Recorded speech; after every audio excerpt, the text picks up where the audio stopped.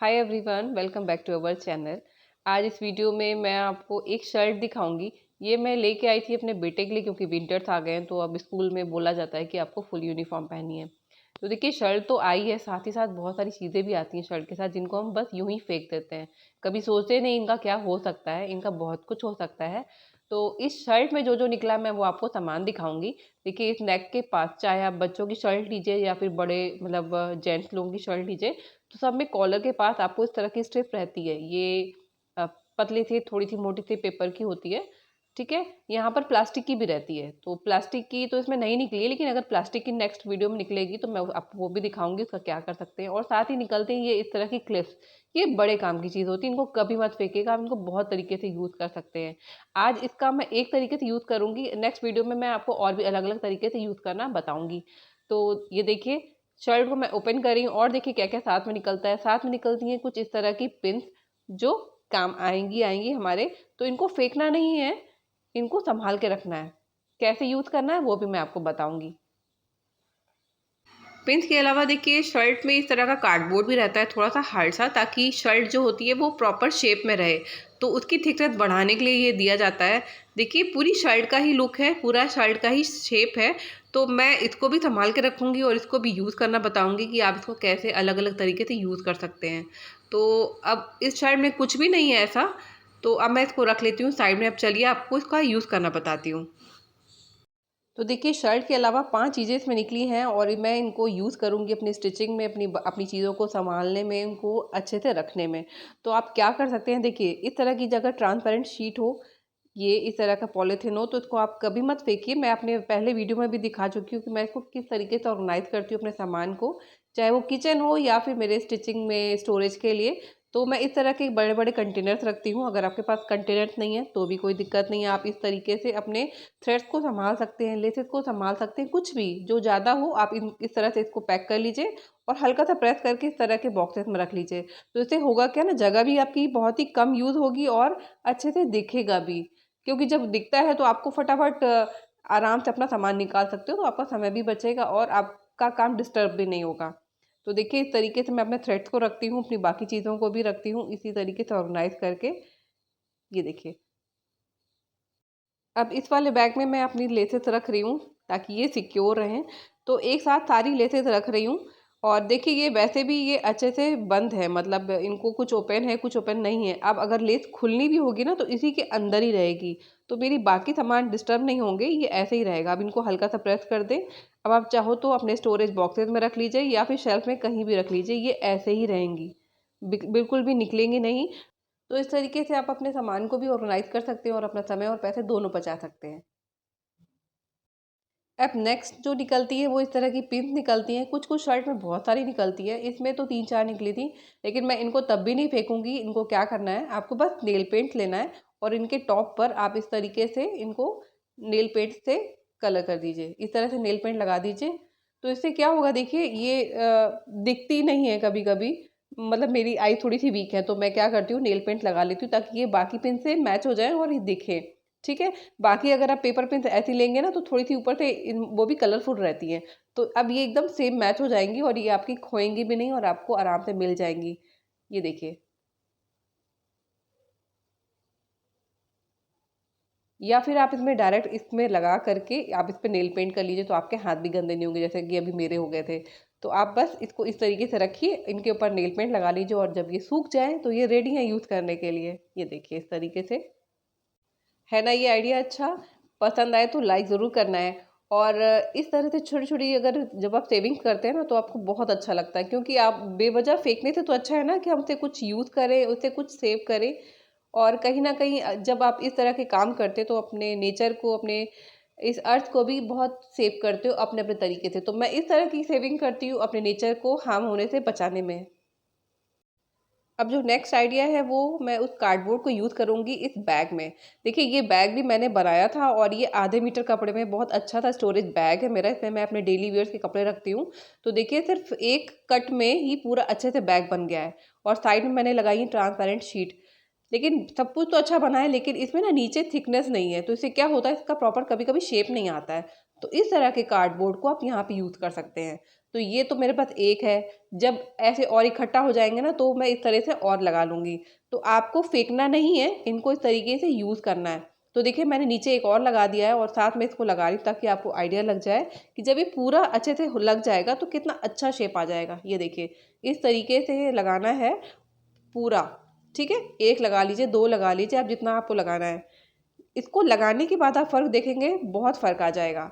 अब आपको जो भी कपड़े रखने हैं इसमें रख लीजिए।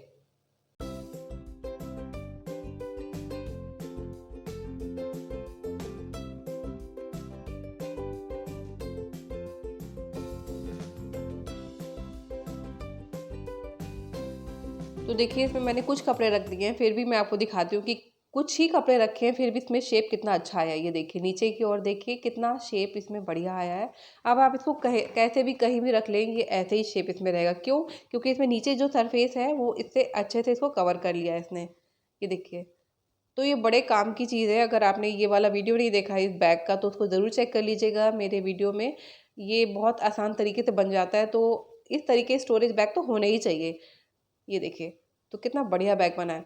तो इस तरह के हार्डबोर्ड हो, कार्डबोर्ड हो, कुछ भी हो, आपको फेंके मत, आप उसको यूज़ करिए इस तरीके के बैग को ऑर्गेनाइज करने में।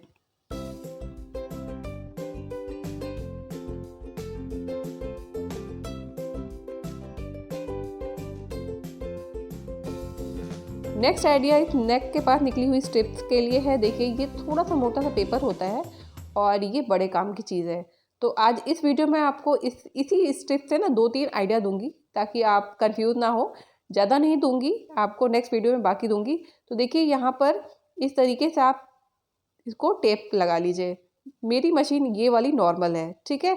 तो इसमें इतनी यूज़ हो चुकी है, इसमें अब कोई भी ना तो इंचेस वाली निशान है ना ही कोई जैसे कि ऑटोमेटिक मशीन में बहुत कुछ रहता है, तो इसमें कुछ भी ऐसा नहीं है। तो मशीन तो मेरी पुरानी है लेकिन मैं अपने स्मार्ट तरीके से इसको एकदम अच्छे से बना लूँगी। तो अगर आपके पास भी पुरानी मशीन है तो आप भी इस तरह के आइडिया यूज़ करके इनको बढ़िया सा बना सकते हैं। आपको क्या करना है, आपको बस इसके आसपास इस तरह से टेप लगाना है। ये देखिए, तो ये मैंने टेप लगा लिया है। बस फुट के पास जो हमारा निडल वाला फुट है उसके पास मैंने इस तरीके से लगा लिया है, ठीक है। अब आप बिगनर्स हैं या फिर आप बहुत एक्सपर्ट हैं या फिर आपको ने कभी चलाई नहीं है मशीन, तो भी इस तरीके से ना आप बहुत सीधी सीधी सिलाई चला लेंगे। आपको सिलने में कोई भी दिक्कत नहीं होगी। कपड़ा आड़ा टेढ़ा कुछ भी कटा हो तो भी आप आराम से सीधी सिलाई लगा लेंगे सिर्फ इस पेपर की हेल्प से। ये देखिए ये कपड़ा अच्छे से कट नहीं है। देखिए आप इसमें ध्यान से देखेंगे तो देखिए आगे पीछे कपड़ा कट है, लेकिन अभी भी मैं आपको इसको सिर्फ सिर्फ इस ट्रिक से ना आपको एकदम सीधी सिलाई सिल के दिखाती हूँ। ये देखिए आपको बस ऐसे प्लेस करना है अपने कपड़े को। अब बस पेपर पे ध्यान देना और अपनी मशीन को चलाना है।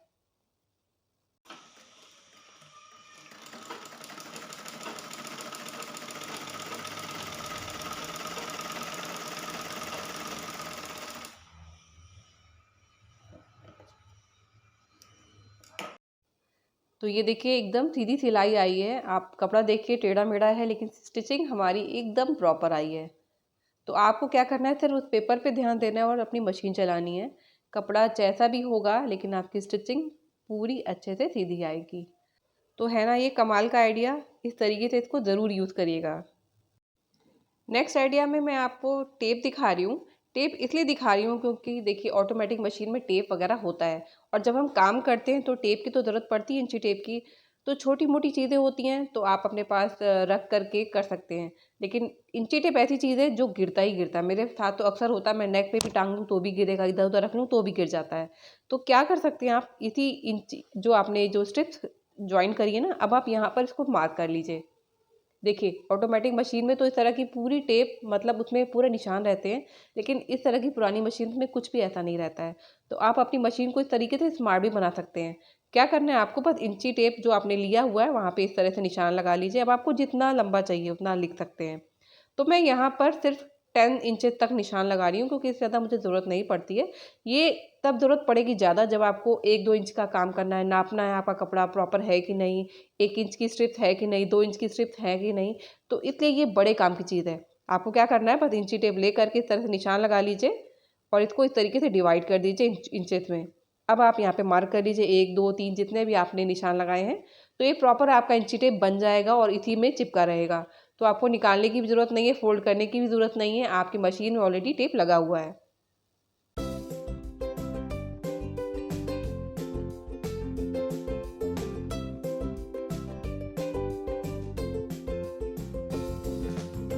तो ये देखिए पुरानी सिलाई मशीन में इंची टेप लग चुका है। अब आपको कुछ भी करने की ज़रूरत नहीं है, कपड़ा लीजिए, नापिए और यहाँ से स्टिच कर लीजिए। तो देखिए कितनी स्मार्ट सी मशीन भी हो गई है और आपका काम भी स्मार्ट हो जाएगा इसी तरीके से। तो यहाँ पर मैंने स्ट्रिप ली है ताकि मैं देख रही हूँ कि ये सही से प्रॉपर कट है कि नहीं, 2 इंच की है कि नहीं। तो इसी तरीके से आपको ना बस इसको रखना है और इसको चेक कर लेना है।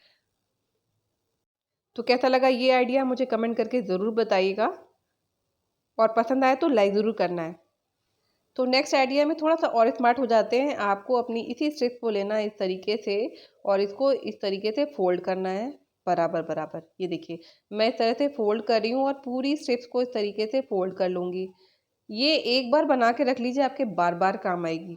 ठीक है, अगर आपके पास इस तरह की स्ट्रिप्स नहीं है तो आप नॉर्मल जो थोड़े मोटे शीट होती है ना उनको भी यूज़ कर सकते हैं। आपको इस तरीके से फोल्ड करना है और इसको प्रॉपर शेप देना है।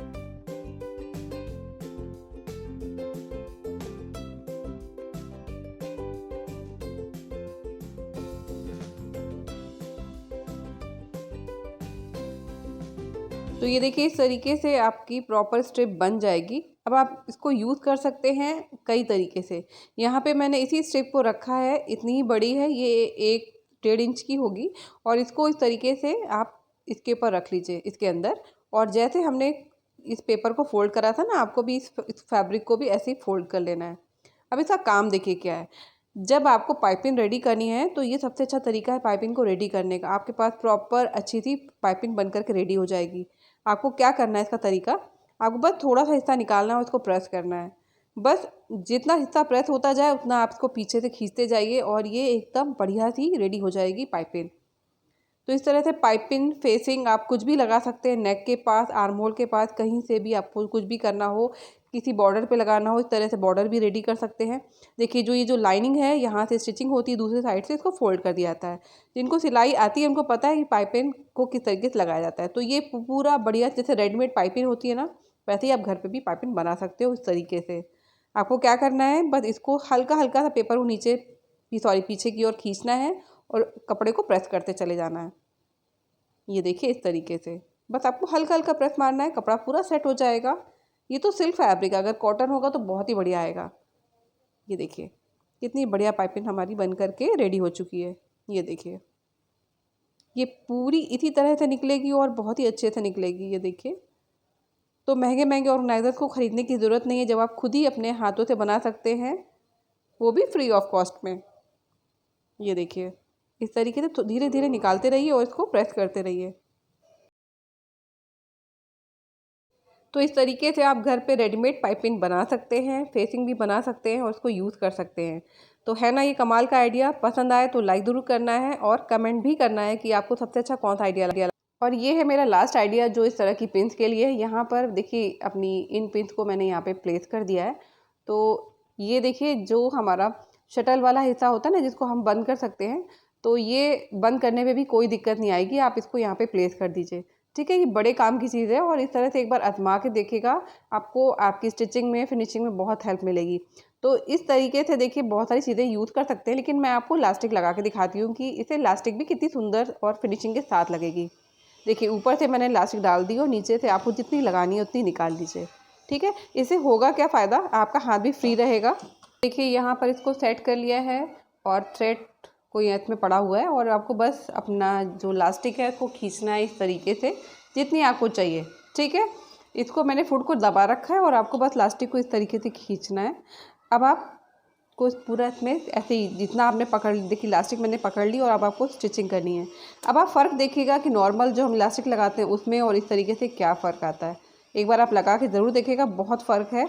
ये देखिए कितनी फिनिशिंग के साथ लगेगा। ये भी देखिए, आपको ऐसे पकड़ना है, उसको सिलना है।